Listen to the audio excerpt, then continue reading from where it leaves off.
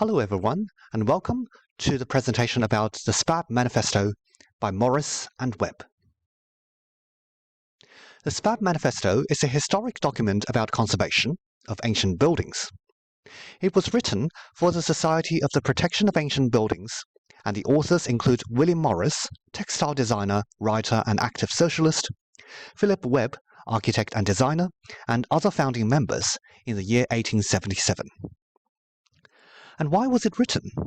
The manifesto was created in an era where the civilized world of the 19th century has no style of its own amidst its wide knowledge of the styles of other centuries.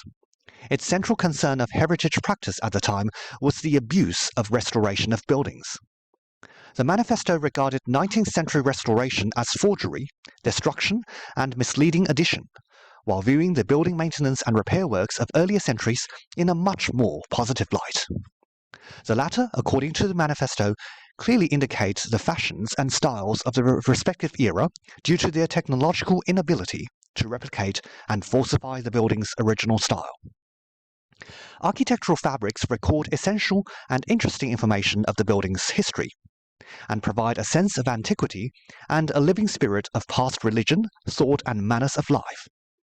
Restoration, according to the manifesto, tampers with the building's surfaces, fabrics, and ornaments, and keeps spectators suspect what may have been lost as a result.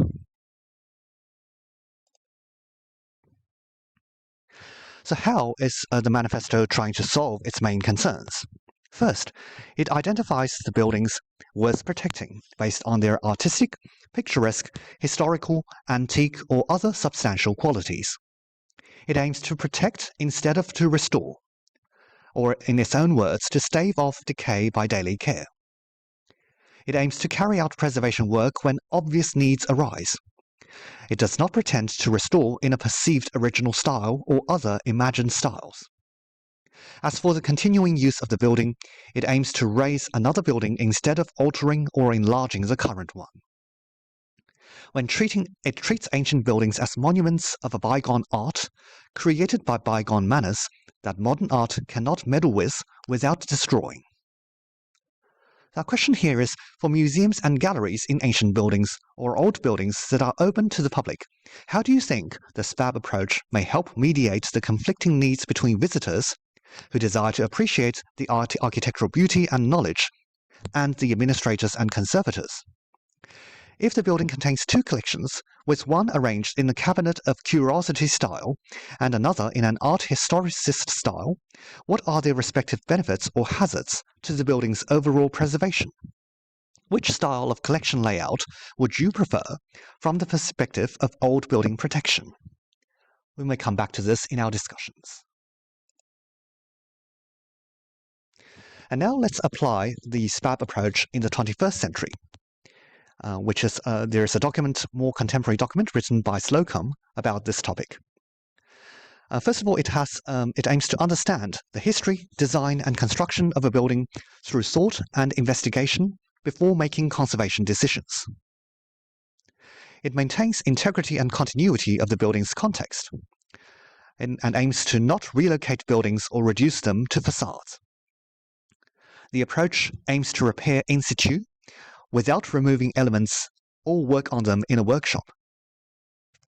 It aims for minimal and essential protection against wears and tears, to respect the antiquity of a building, and to retain its integrity based on a long-term view of building care. The Society opposes recreation of the past as a destructive process, even when the builders have knowledge of the original design. Damaged or missing elements need not be replaced unless there is a functional need for conservative repair. Conservative repair requires the new materials to match or be compatible with the original fabric. It also aims for proven techniques to be used on heritage buildings.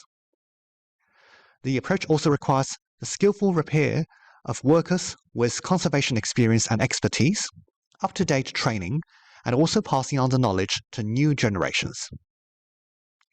So I would like to ask everyone, today, if you are delegated the task to conserve a building such as a post office in the abandoned town of Tyneham, Dorset, what would be your main steps, and how to balance the well-being of an individual building against others within the same building group or town or city.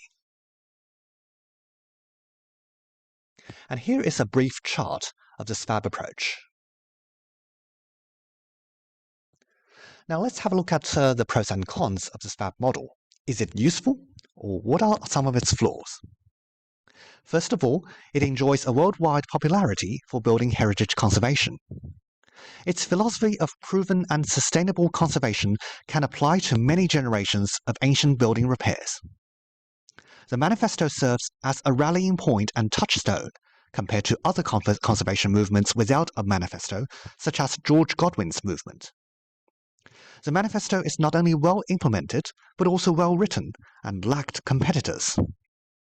I personally argue that the SPAB model is a great tool which challenges museum and heritage students to rethink about the necessary actions or inaction when dealing with an old building or a group of them. However, Nigel Walter developed the SPAB Manifesto in 2020 to challenge the key ideals of SPAB. First of all, he argues that ancient buildings have living spirits with ongoing usefulness and purpose. SPAB's preservation approach, which emphasizes on no alteration, makes these buildings and their associated traditions, agencies, and narratives dead, embalmed, and monumental. SPAB approach adopts a middle ground between the extremes of no change and uncontrolled change by replacing preservation with continuity and renewal.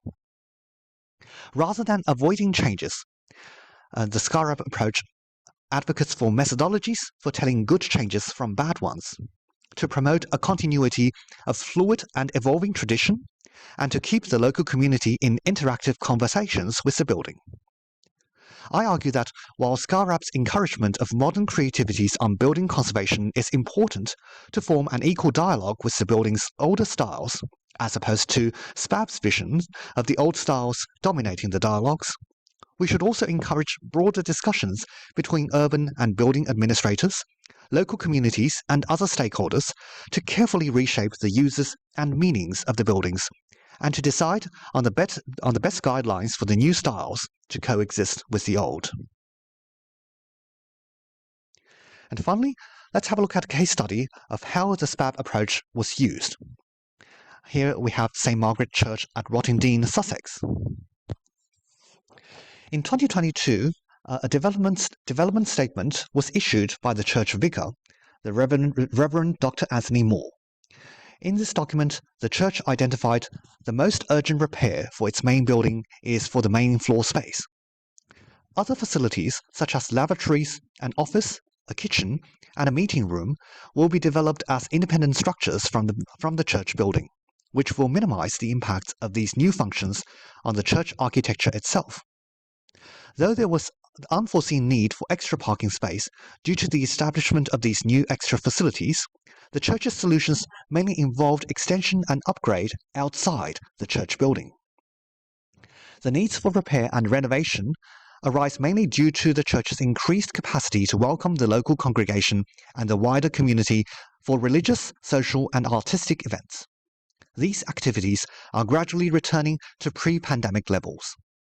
Another major concern is rising heating and lighting costs, and the proposed work on this regard was for a time withdrawn and presented for residents' discussions and further confirmations. The church also takes steps to rectify any unclear or inaccurate information provided on its premise, particularly the enclosed historic windows on the north side of the church building. The windows commemorated key conservationist figures such as William Morris and Edward Burne-Jones, and a window which was previously named after Burne-Jones is now corrected as of the factory of William Morris. As we can see here, the church administration's development plan indicates a pragmatic and cautious approach to maintaining the church building fabrics, with realistic visions and goals to accommodate rising community needs. We may also argue for better planning guidelines to minimize unforeseen development needs from arising in the future, as well as a more proactive and regular oversight of the church building's physical conditions, so as to use the SPAB approach in a more timely, consistent, sustainable, and cost-effective way. Thank you for your attention. And here are reference lists. And here is a note to my background photographs. And I hereby open the floor for discussions.